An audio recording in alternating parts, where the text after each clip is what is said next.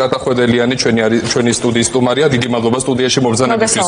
მოდი პირველ რიგში გამოვეხმაუროთ ბათუმში მიმდინარე პროცესს და მზია მაღლობელის პატიმრობას. კი ბატონო, პირველ რიგში ჩემი სოლიდარობა მინდა გამოვხატო, მინდა მხნეობა, ჯანმრთელობა ვუსურვო, რადგან მზია მაღლობელი ეს არ არის მხოლოდ ერთი საქართველოს მოქალაქის ისტორია, ეს არის ბრძოლა, ეს არის პროტესტის ახალი სტანდარტის დადება ჩვენს ქვეყანაში, რომელიც უფრო მეტ ვალდებულებებს გვძენს მით უმეტეს პოლიტიკოსებს და რა თქმა უნდა თითოეულ მოქალაქეს. აქედან გამომდინარე ოცნებამ საკუთარი გადაწყვეტილებებით და ნაბიჯებით შეიყვანა ჩვენი ქვეყანა ჩიხში. ამ საქმესთან მიმართებაში ეს არის გამოცდა და რა თქმა უნდა უპირობოდ უნდა იყოს განთავისუფლებული სასამართლოს დარბაზიდან მზია მაღლობელი, რადგან ჩვენ ხედავთ, რომ 500-ზე მეტი ადამიანი დასახეთ ჩრდა და დაზარალდა ამ ცნობილ მოვლენების დროს. არ არის დასჯილი არც ერთი მოძალადე ამ ყველაფერთან დაკავშირებით და ერთი სილის გაწვნას ედავება ეს ქართული ოცნება მზია მაღლობელს, მაშინ, როდესაც უპრეცედენტო დამცირება და ძალადობა იყო დიახ ჩვენი მოქალაქეების მიმართ და სწორედ ეს არის მზია მაღლობელის პასუხი, რადგან ნამდვილად პროტესტის ახალი სტანდარტია ღირსების და სიმტკიცის მაგალითი არის ყველასთვის, რაც რა თქმა უნდა ძალიან დიდ ვალდებულებებს და პასუხისმგებლობებს გვძენს. შესაბამისად უპირობოდ უნდა განთავისუფლდეს მზია მაღლობელი. დღეს გამოცხადდება თუ ამ დღეებში როგორც ვიცი განაჩენი. ჩვენი გუნდის წევრებიც არიან ბათუმში ამჟამად და რა თქმა უნდა აქ წყდება ჩვენი ქვეყნის ბედი, რადგან დღესდღეობით ეს არის იერიში დემოკრატიაზე, ეს არის თავისუფალ სიტყვაზე, იმიტომ რომ მზია მაღლობელი დღესდღეობით გახლავთ ყველას მაგივრად იბრძვის და ეს არის ძალიან მნიშვნელოვანი. ვისაუბროთ კიდევ ერთ მნიშვნელოვან თემაზე, არჩევნები ახლოვდება 4 ოქტომბერი. კალაძე წარადგინეს მესამედ მერობის კანდიდატად, იქ რაღაცნაირად თითქოს არასხივებდნენ რაღაცნაირად სიხარულს, რომ მათ რაღაცნაირად სურთ, რომ აი ამ პროცესში მნიშვნელოვანი როლი შეასრულონ, იყვნენ მოქალაქეების სამსახურში და ასე შემდეგ. აი ის გამომეტყველება სახეები თქვენთვის რაზე მიანიშნებდა? რას ასხივებდნენ გუშინ ოცნების წარმომადგენლები? ძალიან საინტერესო ღონისძიება გაიმართა გუშინ და მე ძალიან ყურადღებით ვუყურე მას. პირველ რიგში უნდა ითქვას, რომ აი ამ კლანური ბრძოლების და ასე ვთქვათ, აი ამ ხალხისგან მოპარული ფულის გადანაწილების ამ პროცესების შემდეგ ეს იყო მათი პირველი გამოჩენა საზოგადოებაში. ეს იყო ჩვენ ნახეთ ყველა ის სახე, რომელიც ჩართული იყო აი ამ ასე ვთქვათ სისხლიან გარჩევებში და როგორც ეს ყველაფერი იყო.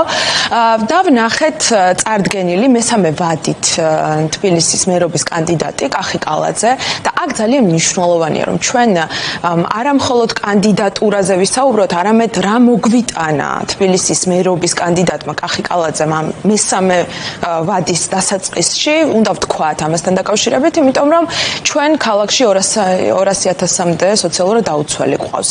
ჩვენს მოქალაქეებს და ეს აისახა ასევე მის სიტყვაშიც არც ერთ მნიშვნელოვან პრობლემას, რომელიც დღესდღეობით ჩვენს მოსახლეობას აწუხებს, ის არ ფარავს საკუთარ სიტყვაში. პასუხისმგებლობის განცდა. რა თქმა უნდა, რადგან ის მიეჩვია, რომ ის პასუხისმგებლობას ყოველთვის ანიჭებს და ცდილობს ეს პასუხისმგებლობა გადაიტანოს ჩვენს მოსახლეობაზე და ჩვენ ვიხილეთ ეს, რომ როდესაც საცხოვრებელი კორპუსის დეკორაცია ჩამოვარდა და გამლელები გარდაიცვალნენ ამ ფაქტის შედეგად, მან ეს დააბრალა კორპუსის მოსახლეობას.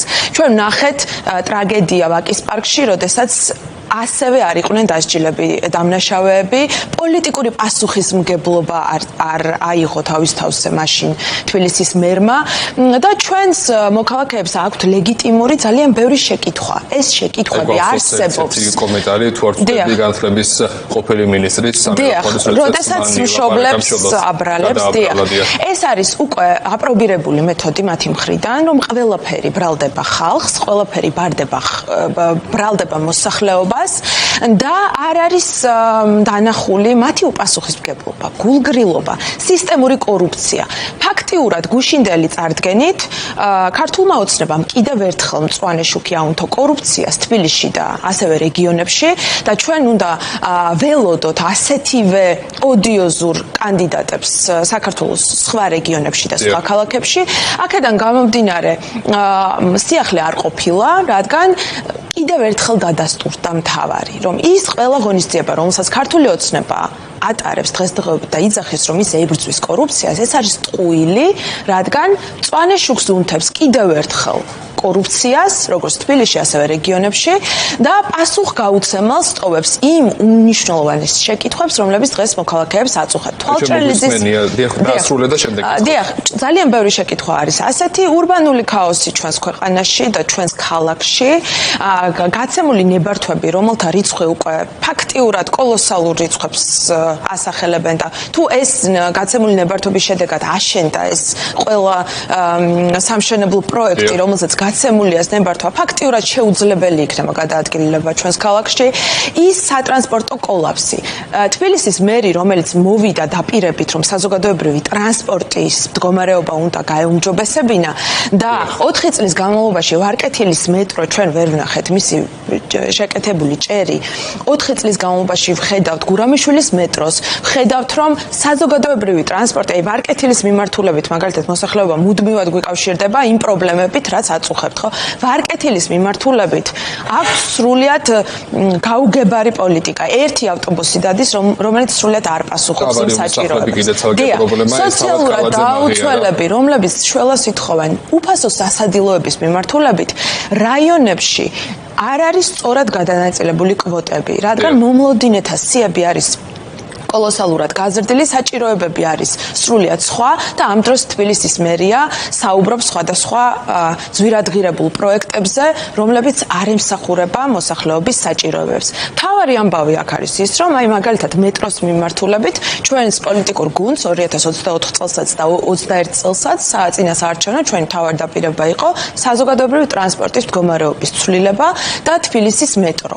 უმნიშვნელოვანესია ჩვენი მოსახლეობისთვის თბილისის მეტრო განვითარდეს დიდი დიღმის მიმართულებით, რუსთავის და ლილოს მიმართულებით. ეს არის სასიცოცხლოდ მნიშვნელოვანი გადაადგილებისთვის ჩვენი ოპონენტები აქტუალურად მათ შორის ქართული ოცნებიდან ქართული ოცნებიდან ეს ამდენი რამის გაკეთება ფიზიკურად არის შეუძლებელი. თუმცა მე ერთ საიდუმლოს გეტყვით, რომ თბილისის მერს არ სურს საზოგადოებრივი ტრანსპორტის გაძლიერება, განვითარება, კონკრეტულად მეტროს მიმართულებით, იმიტომ რომ ეს არის გრძელვადიანი პროექტი, ეს არის შედეგზე ორიენტირებული პროექტი და ის ირჩევს მხოლოდ და მხოლოდ ისეთ პროექტებს, რომლებიც არის სასარგებლო მისი კორუფციული მიზნებისთვის და რა თქმა უნდა ქართული ოცნების შავი ყულობის გასამდიდრებლად, ასე ვთქვათ, და რა თქმა უნდა მოკლე დროში გამიზნული პროექტები, რომლებიც მხოლოდ და მხოლოდ ემსახურება მის აი ამ პიარს.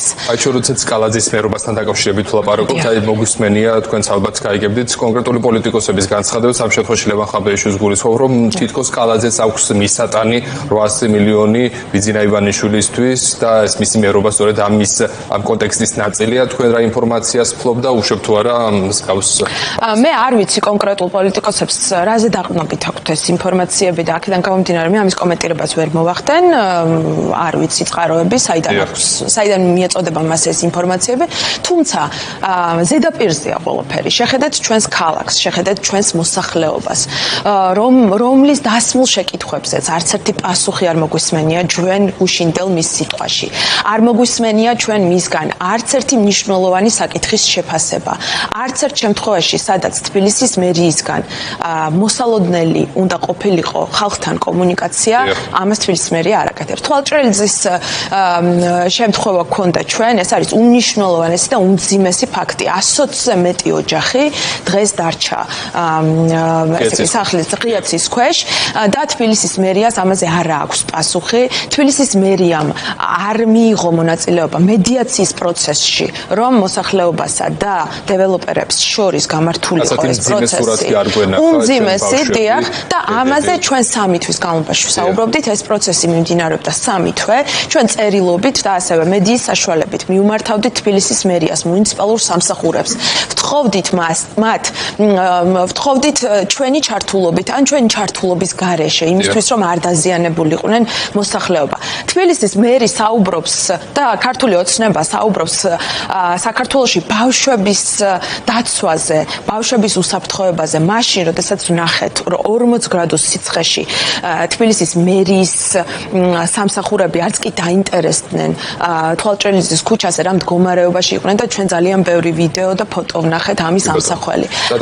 ესე ცდილობს თბილისის მერია იმუშაოს და რა თქმა უნდა მას თავარი ამბავი აქ არის ის რომ თბილისის მერობის კანდიდატმა უკვე მესამე ვადის კანდიდატმა ჩვენ დიდ სურათში მოგვიტანა ქაოტური მშენებლობები, მოგვიტანა უპასუხისმგებლო გადაწყვეტილებები თბილისის მერიის მხრიდან და რა თქმა უნდა მოგვიტანა ის რომ სრულად არ აინტერესებთ დღესდღეობით მუნიციპალურ სამსახურებს და თბილისის მერიას და მერობის კანდიდატს ჩვენი ქვეყნის მოსახლეობა. გასაგებია, თქვენ როდის აპირებთ კანდიდატის დასახელებას ნელოსთან ერთად, ვიცით ერთად მოქმედებთ ამ ნაწილში, გეყოლებათ საერთო კანდიდატები, თუ გაქვთ რაიმე ტიპის მონახაზი ან რამდენ კანდიდატში არჩევთ რჩეულს, ეს პროცესი უკვე დასასრულს უახლოვდება? ჩვენ გვაქვს ვადა მოცემული 4 სექტემბრამდე, შესაბამისად ჩვენ ვიმყოფებით რეჟიმთან ბრძოლის პირობებში და ძალიან რთულია ამ პირობებში, რადგან კანდიდატი მართლაც საუკეთესო უნდა იყოს, მაშინ, როდესაც საზოგადოება არის პოლარიზებული, მაშინ, როდესაც ჩვენ ფაქტიურად გაყოფილია ორ ბანაკად ეს ოპოზიციური ფლანგიც და აქ ამ მდგომარეობაში ძალიან მნიშვნელოვანია ჩვენ ასევე გავცეთ სხვადასხვა შეკითხვებს პასუხები, რადგან ეს შეკითხვები აქტუალურია ჩვენი მოსახლეობისთვის. აი მაგალითად ჩვენ გვაინტერესებს ბოიკოტის მომხრე პოლიტიკოსები, ბოიკოტის მომხრე აქტივისტები ან ადამიანები. ამ დროს, როდესაც დაუშვათ ისინი არ არიან არჩევნების მომხრე, ისინი არიან ბოიკოტის მომხრე, თუმცა არ არიან ასევე იმ რადიკალური გადაწყვეტილებების მომხრეები, რომლებსაც აანონსებენ სხვადასხვა პარტიები. აი სად არიან როგორ ებრძვიან ამას? პარტიული კანდიდატი, ნეიტრალური ამ მიმართულებით გაჩვენებები, რომ თითქოს თქვენ არ ემხრობით ალიკო ელისაშვილის კანდიდატურას, ის დასახელებულია ამ კანდიდატებს შორის, ვისაც განიხილავთ.